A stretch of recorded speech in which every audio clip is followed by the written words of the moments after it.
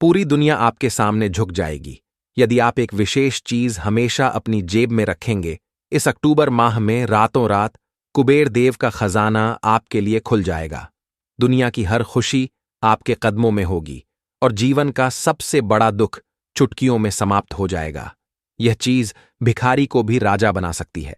आप बेहद भाग्यशाली हैं क्योंकि मां भद्रकाली और मां बगलामुखी की कृपा आप पर है। माता रानी इस कार्यक्रम के माध्यम से आपके जीवन में महापरिवर्तन लाना चाहती हैं, इसलिए इसे अंत तक देखें। मां भद्रकाली और मां बगलामुखी से बड़ी कोई शक्ति नहीं है। इनके बिना शिव भी सामान्य हैं। जब यह प्रचंड शक्ति आपके साथ होगी तो हर नकारात्मकता और बुरी स्थिति दूर हो जाएगी। यह कार्यक्रम जीवन भर के अनुभव से तैयार किया गया है और इसमें बताई गई बातें हजारों लोगों पर आजमाई हुई हैं। जो इन्हें जान लेता है वह तरक्की करता है और दुखों को समाप्त कर देता है। आप मेहनती हैं और अपनी सोच सबसे अलग है। आप कम बोलते हैं, लेकिन जब बोलते हैं तो लोग सुनने को मजबूर हो जाते हैं।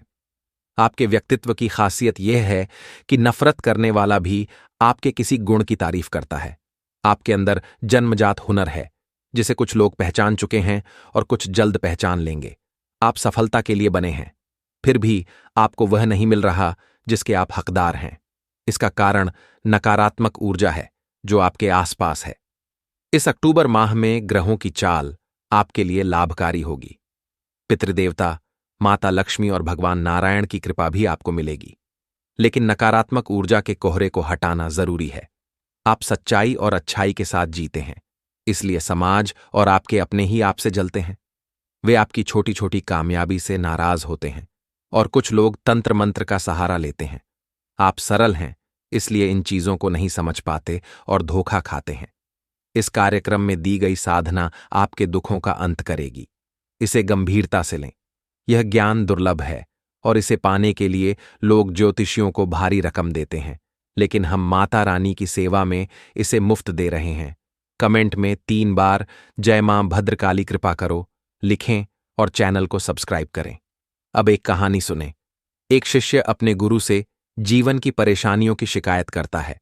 गुरु उसे अगले दिन नदी किनारे बुलाते हैं और कहते हैं कि जब नदी पूरी तरह बह जाएगी तब वे पार करेंगे।